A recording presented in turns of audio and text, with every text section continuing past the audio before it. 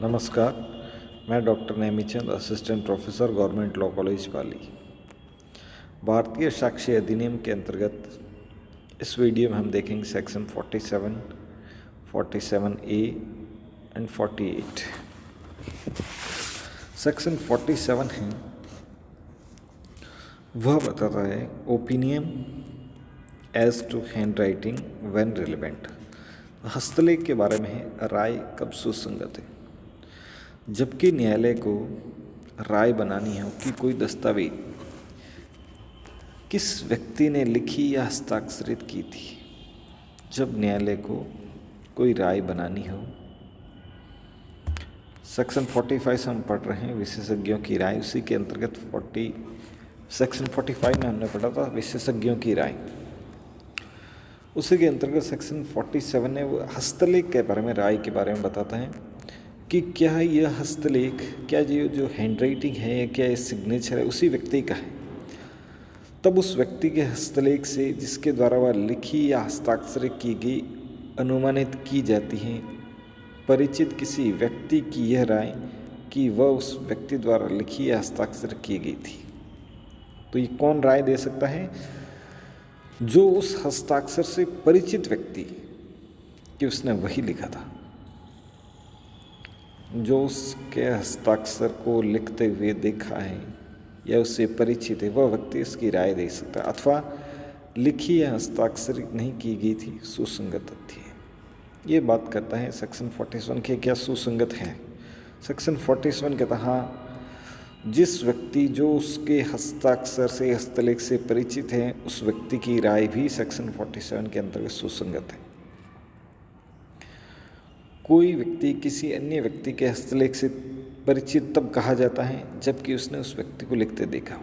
अब यहाँ स्पष्टीकरण है, ये बहुत इम्पोर्टेंट है। ये बताता है कि कब मानेंगे कि कोई व्यक्ति उस हस्तलेख से या उस हस्ताक्षर से परिचित है। नंबर 1, जब उसने उस व्यक्ति को लिखते हुए देखा है। नंबर 2, जबकि स्वयं अपने द्वारा या अपने प्राधिकार के अधीन लिखित और उस व्यक्ति को संबोधित दस्तावेज के उत्तर में उस व्यक्ति द्वारा लिखी हुई तात्पर्य होने वाली दस्तावेज प्राप्त की है। जब किसी व्यक्ति ने कुछ लिखा और उसका वापस रिप्लाई आया, उस रिप्लाई के अंतर्गत वही हस्ताक्षर है, वही हैंडराइटिंग है, तो वह व्यक्ति भी उससे परिचित माना जाएगा। तो पहला हो गया जिसने लिखते देखा है, दूसरा है उत्तर में जो प्राप्त की दस्तावेज है, तीसरा जबकि कारोबार के मामूली अनुक्रम में उस व्यक्ति द्वारा लिखी हुई तात्पर्य होने वाली दस्तावेज उसके समक्ष बराबर रखी जाती है। कोई कारोबार है, उसके मामूली अनुक्रम में ड्यू ऑफ कोर्स जो कुछ भी दस्तावेज वो आती रहती है और उसका संग्रह करते रहते हैं, तो जो बराबर रखी जाती है, जो वो पत्राचार हुआ उनके बीच में, वह उसका एक रिकॉर्ड रखा जाता है। जो रिकॉर्ड रखने वाला व्यक्ति है वह भी उससे परिचित माना जाएगा। इस प्रकार कोई व्यक्ति किसी व्यक्ति के हस्ताक्षर से या हस्तलेख से परिचित है या नहीं, ये 3 प्रकार से कहा जा सकता है। जिसने लिखते देखा है, या जिसने उत्तर में प्राप्त किया है, या जो मामूली अनुक्रम में उस व्यक्ति द्वारा लिखी हुई तात्पर्य होने दस्तावेज के समक्ष बराबर रखी जाती है। इसी प्रकार सेक्शन 47A है, यह अंकीय चिन्ह के बारे में, राय कब सुसंगत है इसके बारे में बताता है। अंकीय चिन्ह, opinion as to digital signature when relevant. Digital signature के बारे में बताता है।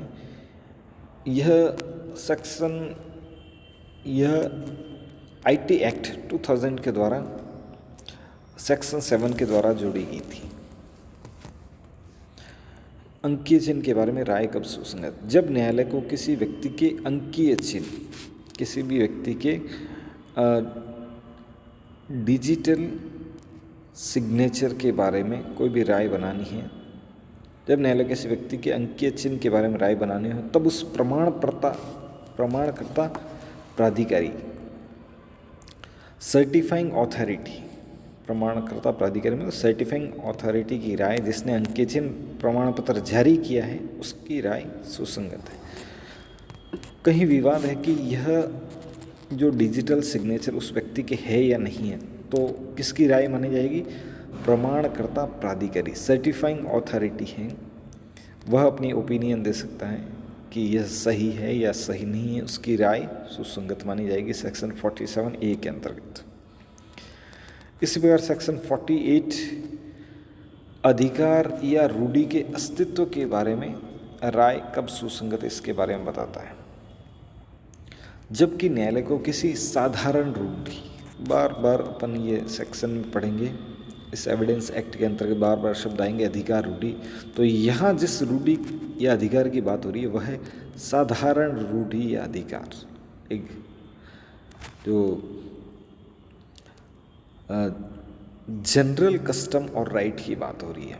जबकि न्यायालय किसी साधारण रूढ़ि या अधिकार के अस्तित्व के बारे में राय बनानी हो, तब ऐसी रूढ़ि या अधिकार के अस्तित्व के बारे में उन व्यक्तियों की राय सुसंगत है जो यदि उसका अस्तित्व होता तो संभवतः उसे जानते होते। अर्थात जब साधारण रूढ़ि अधिकार के बारे में राय बनानी हो, तब ऐसी रूढ़ि अधिकार के अस्तित्व के बारे में उन व्यक्तियों की राय, वह व्यक्ति जो उस समय थे उनकी राय, जो यदि उसका अस्तित्व होता तो जानते थे, जो समकालीन व्यक्ति है उस अधिकार या रूढ़ि के, उन व्यक्तियों की राय सुसंगत मानी जाएगी। सेक्शन 48 में एक स्पष्टीकरण भी दिया हुआ है, साधारण रूढ़ि या अधिकार किसको कहेंगे।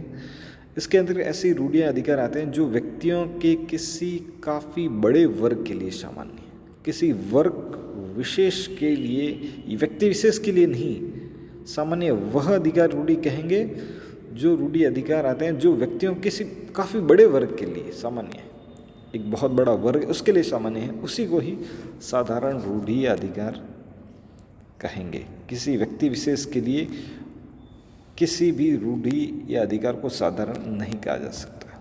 एक बड़े वर्ग के लिए अगर कोई वो रूढ़ि या अधिकार है तो उसको सामान्य साधारण रूढ़ि अधिकार कह सकते। इस प्रकार आज के इस वीडियो में हमने देखा सेक्शन 47, 47A एंड 48।